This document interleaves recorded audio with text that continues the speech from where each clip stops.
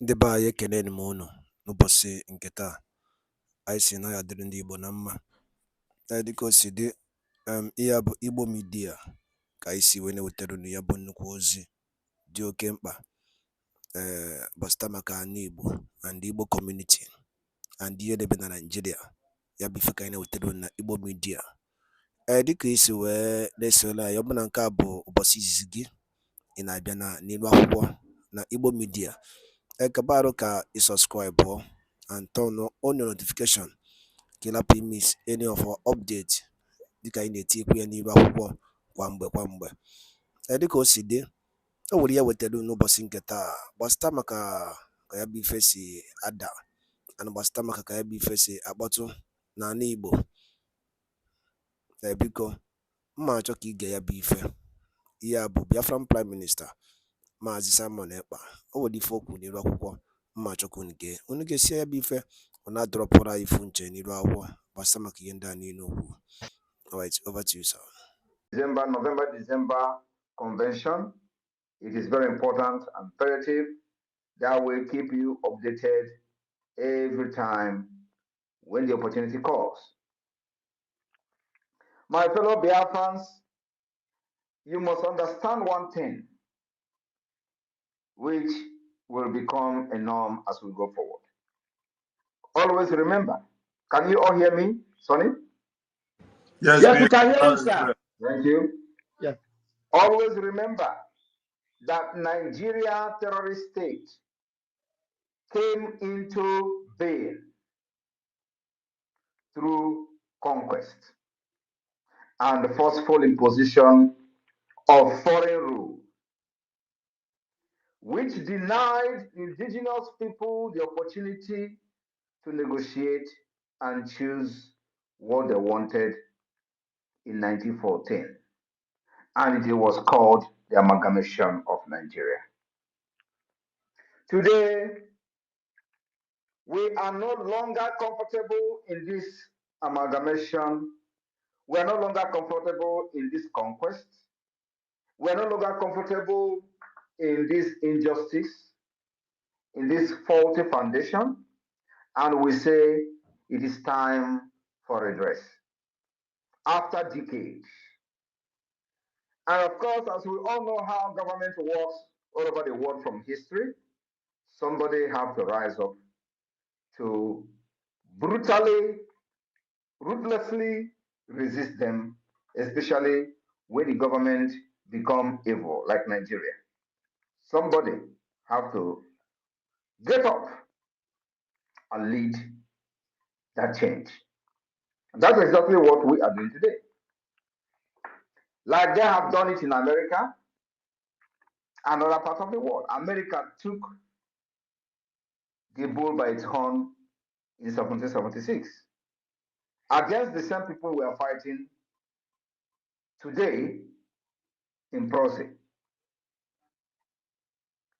And that's exactly why it is important that you know the diplomatic wave of the Biafra government today. In the past weeks, the Biafra government has met notable decision makers in the United States, Washington, D.C., on a diplomatic consultation over the Biafra Common Declaration in Finland. And of course, this consultation continues, including consultation with a high-level individuals across Asia, and of course Africa as well. Like you all know, last week, the officials of the Biafra government met with dignitaries, policymakers, decision makers, including the Speaker of the House of Representatives of the United States of America. We will continue to educate them on the need for Biafra to become an independent state. We will continue to educate them on the need to support the declaration of Biafra. We will continue to educate them on the need to also support the Biafra self-referendum, because Nigeria thought by locking the door of the constitution, they have defeated everybody, but we outsmarted them.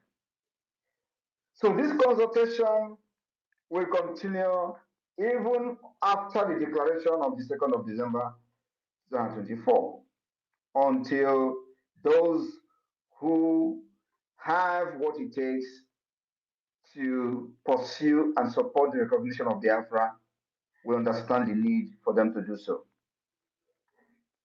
My fellow Biafrans,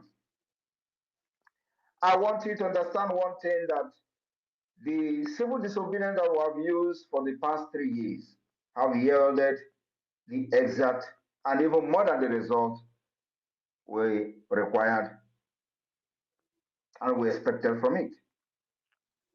And you know, with all the propaganda, the blackmail they use trying to demonize our people, demonize them, not to continue sit at home, they failed. And let me tell you, you know, one of the things they usually come with is that, oh, you are destroying the economy. Oh, the sit at home, because of the sit at home, they have lost billions in the Southeast. Now, let me make it very clear today. Any day they come with such nonsense, ask them, when the sit at home was not there, they were making this billion. What have they done with the billions? Ask them, what have they done with the billions? And what have the sit at home now done to stop that thing that we're doing with the billions?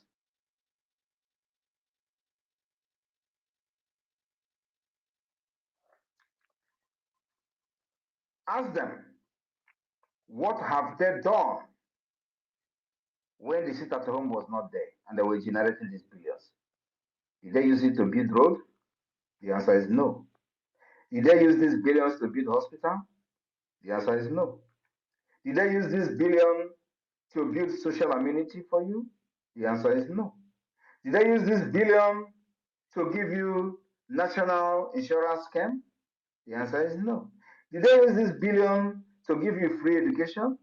The answer is no. Then why are they now so worried about losing these particular billions to the sit at home? Do you know who it is affecting? It's affecting them.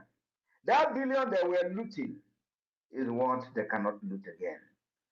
And everybody is hungry. All of them. But sorry about this. Can you still hear me? Yes, sir, we can hear you, sir. Ask them, how have this sit at home destroyed ordinary man's economy when they were not actually getting, they were not sharing those billions with them? How have this sit at home, or this billion that they are talking about, affect an ordinary man who goes out and sell market and feed his family? And if he didn't go tomorrow, he will go the next day to sell and feed his family. It doesn't affect them. And that is why our people discover that actually it is very, very effective. They keyed into it. But the people that are subjugating our people to slavery were the one shouting and crying of economy. The economy that the common man never benefited from. The economy that a common man will never benefited. Before they could train their children in school, they will suffer and suffer and suffer.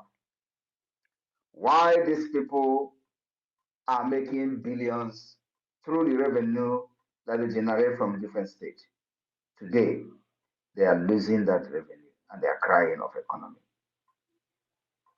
I want you to understand also that for those of them today that are surprised of the wave that the Biafra government is making globally, using our lobbyists from different dimensions, that we are using for the liberation of Biafra, they are surprised. They call it fake. They say it's a photoshopping. You can imagine. We will be posting Speaker of the United States of House of Representatives of the United States of America. We post it on Twitter. Our finance minister. And so, as we are today, as a government, we will now be posting fake image of high top rank officials of the United States of America on Twitter, claiming that we met them. This is the level of idiocy of the people who have been shouting Biafra for many years. Because that is what they did, actually. Of course they cannot even Photoshop reasonable people. But most of the things they posted for many years were all Photoshop. Many of them, everything is Photoshop. The Photoshop that I said I'm going to bring sheep, they use it to feed their ego, feed themselves on social media. The Photoshop where I posted the guy that died in Russia, which I have refused to make a video to today. The Photoshop, everything about them is Photoshopping. That was how they were fighting Biafra. Now, that's why nobody ever took them serious. But today, we are not in Photoshopping in the government. Everything is real.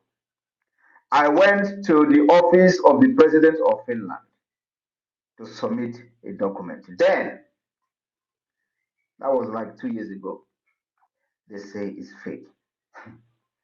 And with my level in Finland, I will be posting that I submitted a letter to the office of the president of Finland and it is fake. I brought even acknowledgement from the office of the president Niinisto, the former president, that they have received the letter where I was appealing to them to support the Biafra independence. They acknowledge the receipt of that letter with evidences of Nigeria violation of Biafra rights and these criminals, political pressure group IPOB Nigeria, they say is a fake. I want you to understand that they remain criminals and fake. They remain Nigeria political pressure group. Otherwise, under IPOB MAZI nnamdi Kanu, he was looking for 100 men. With all the idiots scattered all over the world shouting IPOB, IPOB. MAZI nnamdi Kanu was looking for 100 men. Do you think he was actually wrong? Do you think MAZI nnamdi Kanu was wrong to be shouting for 100 men on Radio Biafra, where these illiterates were littered everywhere, doing container shipping with IPOB money? Is it that MAZI nnamdi Kanu was wrong for saying, I need 100 men, where they have all these market women? If market women is I don't want to belittle the market women, they're actually very hardworking people.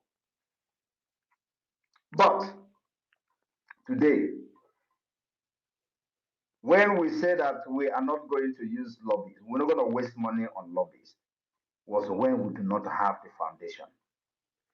Was when there was nothing to show. You don't go and start paying lobbies when you don't have anything on ground. That was what this political pressure group did, only to just entice people and scam their fans of their hard-earned money. That was what they did. They deceived MAZI nnamdi Kanu to be paying 80,000. Even those people paying that money, $80,000, they were doing Abatek here with the same lobby firm. How many Biafrans know that the same lobby firm that were paying 80,000 was the same lobby firm that was defending Okonjo Iweala? The same time. The same time they were defending Okonjo Iweala. And at the same time, IPOB was paying them $80,000. And you think they actually received that money? Now ask yourself, with this their so-called lobbyists, can they bring one picture of them meeting anybody in Washington, D.C.?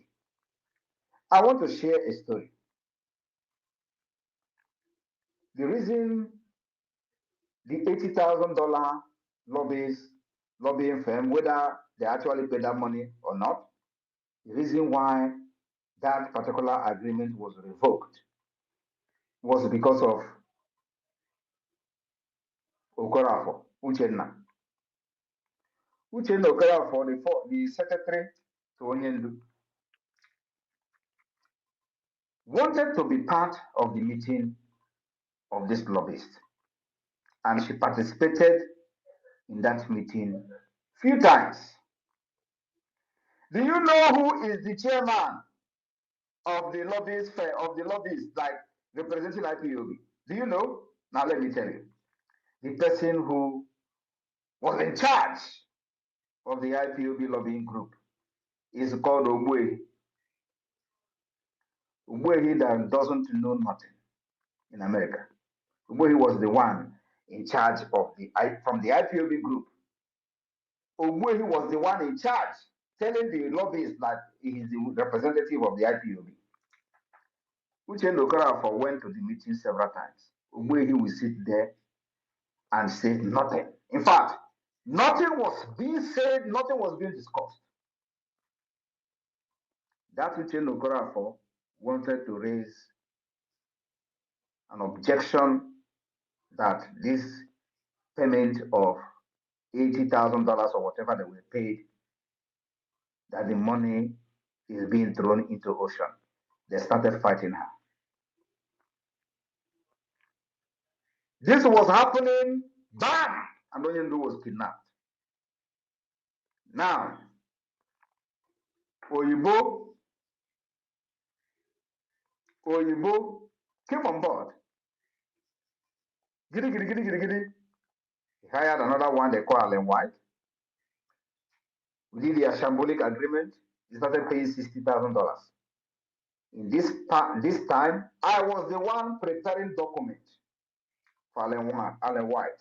I was the one, Simon Ekpa, was the one preparing, filing annexes, evidences of the Nigeria human rights violation against Biafra people. I was the one compiling documents day and night. I didn't sleep. But they were the one receiving $60,000. Nothing. The first annex, I filed it. The second annex, I filed it, working with somebody in Strasbourg. I am sharing this story because I don't think I've shared this story ever. At a point, I questioned why 60,000 is being paid, because I am doing this job by writing and compiling these evidences as an annex. I will do it. They will tell me to do it again. I will do it, and they will have some kind of proofread these annexes up to 5 times. I will not sleep to make sure that these annexes met the standard requirement of the ICC. At the end of the day, they will pay them $60,000. I begin to question Oyibo before she begin to say, okay, now maybe we are going to stop paying them. Why am I telling this story? Then I said, we will never hire lobby. We will do this ourselves until further notice. Because you don't hire lobbies when you don't have any structure. You don't hire lobbies, and what are they going to be telling the people you are meeting? Oh, that you are from Biafra land, you are fighting for freedom. What exactly are you going to show? To show how serious you are.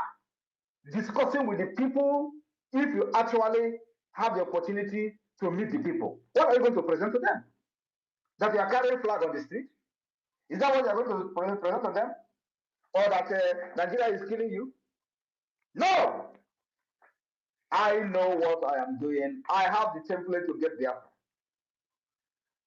I said nobody will hire lobbyists until the right time comes. And the right time is when we have put every structure in place, including the government institution, which includes the Biafra Liberation Army, Biafra forces. These are part of the government institution that must be put in place. Because as we are doing this, we will not sit down and watch Nigeria kill our people and to use their picture to go to the ICC. No, we will defend ourselves as much as possible. Then we decided to start preparing for the defense of Biafra. If you remember, we started preparing for the defense of Biafra. Then the Biafra government in exile came on board. Before then, a lot of things that happened on the ground. Yet, we decided to have the first ever convention, first ever convention internationally. Ever, first. IPOB Nigeria never did it. First ever international Biafra convention where declarations were made, where alliances were signed, and it became part of the history of the struggle. After that, we begin to put in place all the institutions of the government, department, ministries. We begin to appoint ministers, cabinet members, and all that. And of course, we begin to officially defend ourselves, engaging the Nigeria terrorist army. Head on, iron to iron, gun to gun, and they're hearing it. Now, after we have achieved all these things, we also did not just achieve them, we also defined the Biafra map.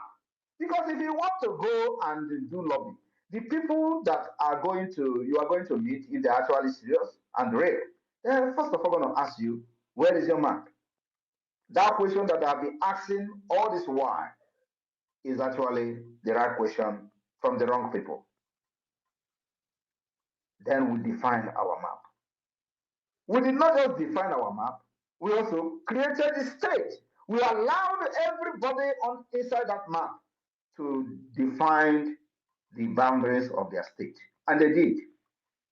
They presented to me 40 United States of Biafra, which is the structure that we have even before the emergence of Wazirike and IPOB.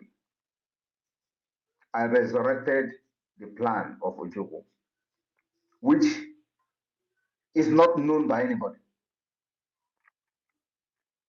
Now, after that, when we see that the government is functioning very well, including, before I forget, including establishing the de facto government in the homeland, which gave birth to the map and the state structure. After that, we now say that, okay, we have achieved the criteria to be recognized as a state. You can never ever be recognized as a state under a political pressure group, according to international law. The law of Montevideo Convention make it very clear. The criteria you must attain to be recognized. And by ekenekwen mono kunu sinesela na Igbo media bụ ebe anyị si wetara na ya bụ ozi dị oke mkpa gbasịta maka ya bụ ife Biafran Prime Minister kwuru n'elu akwụkwọ n'ụbọchị uhuruchi nke taa. Eke ife nwere ikwu gbasịta maka ya bụ ife ndị a niile okwu gasị dị iche iche dropụrụ anyị ife iche n'elu akwụkwọ na comment section na Igbo media. Ndị be anyị asị na n'Igbo ya adị na ya dị ka echi ada agwụ ọgwụ. Ise. Thank you and God bless you.